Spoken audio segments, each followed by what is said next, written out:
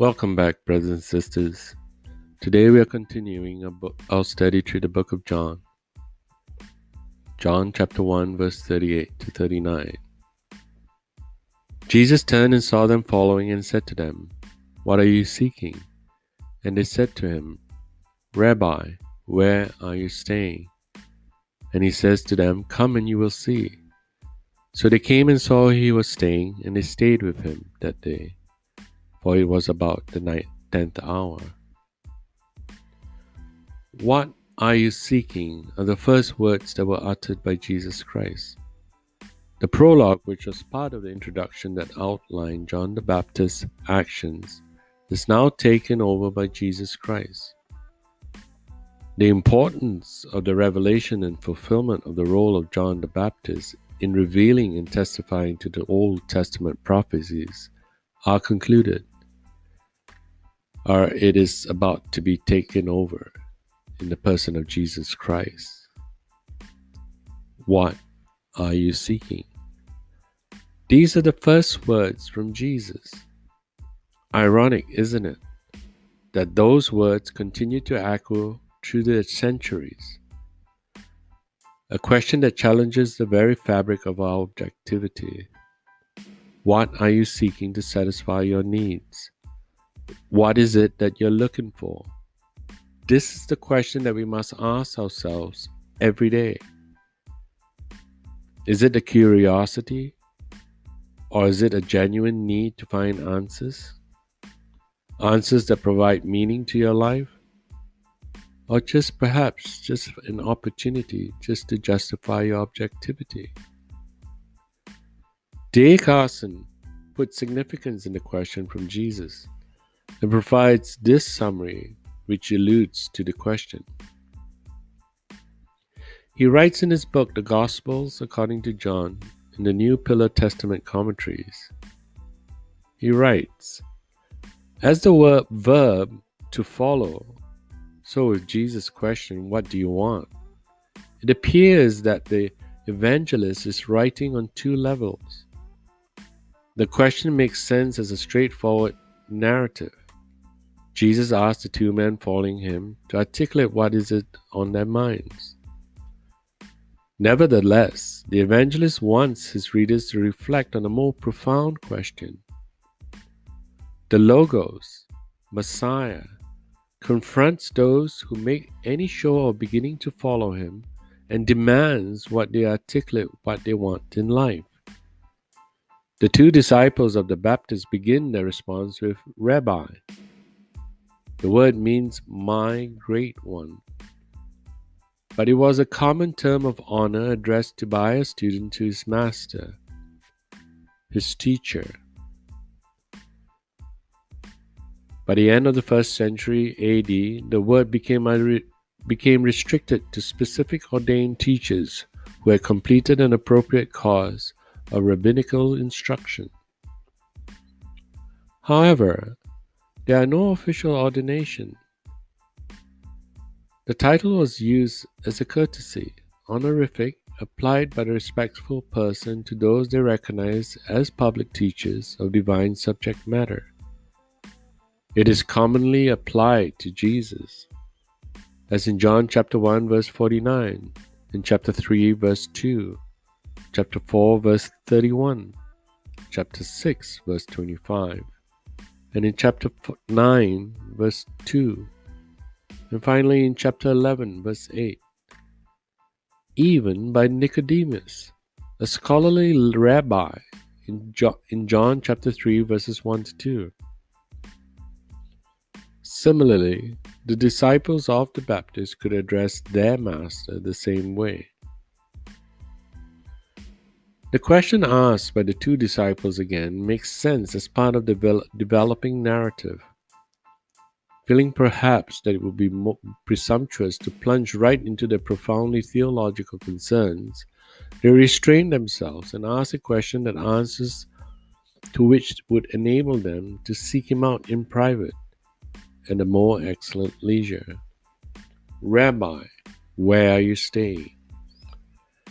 The verb rendered "are staying" is often translated to remain or to abide. and is so characteristic of the John's Gospel, especially in John chapter 15, that he may well be the evangelist again assigns most symbolic depth to the question than the Baptist disciples could have intended at the time. And Jesus' simple response, "Come, and you will see," doubtless delighted the Baptist's disciples and constituted the beginning of their intimate relationship with Jesus Christ. They spent the rest of the day with him, and perhaps later they understood that his invitation was a piece of the theological invitation he later extended more broadly. If anyone chooses to do God's will, he will find out whether my teachings comes from God or whether I speak on my own. In John chapter 7 verse 17. I've read many other commentaries, and all have provided various insights with different significance to Jesus' question, "What are you seeking?" Whereas for me, it speaks to me as an individual, which convicts me and challenges me in my objectivity. It warns me to the manner I would answer this question. And maybe that is why the reply from the two individuals evaded it, and rather than answer the question, responded with a question themselves. The whole context of this verse is a question of ethics and how we are always seeking to avoid providing an answer when faced with a question that questions the very nature of our objective reasoning. In ethics, evasion is an act that deceives by stating a true statement that is irrelevant or leads to a false conclusion. For instance, a man knows that another man is in a room in the building because he heard him. But in the question to a question, he says, "I have not seen him," thereby avoiding lying and avoiding making a revelation. Evasion is a way to fulfill an obligation to tell the truth, while keeping secrets from those not entitled to know the truth. Evasions are closely related to equivocations and mental reservations. Indeed, some statements fall under both descriptions. As we study further the Gospel of John, you will see the unique approach of the linguistic found in the narrative. It is a personal and self-challenging narrative, and it confronts us in our objectivity.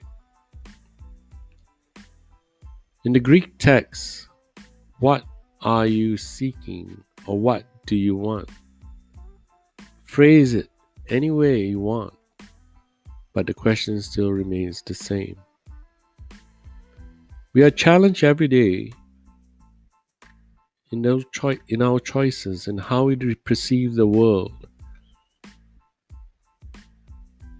However, our lives have been so disoriented by the world around us that what we see only meets the pleasures of our eyes. We are deceived and we avoid accountability. We must be anchored in the Word of God, and unless we seek the Lord, as the two disciples did, we should never allow ourselves to be misconstrued into avoiding what the truth represents in our lives. What are you seeking?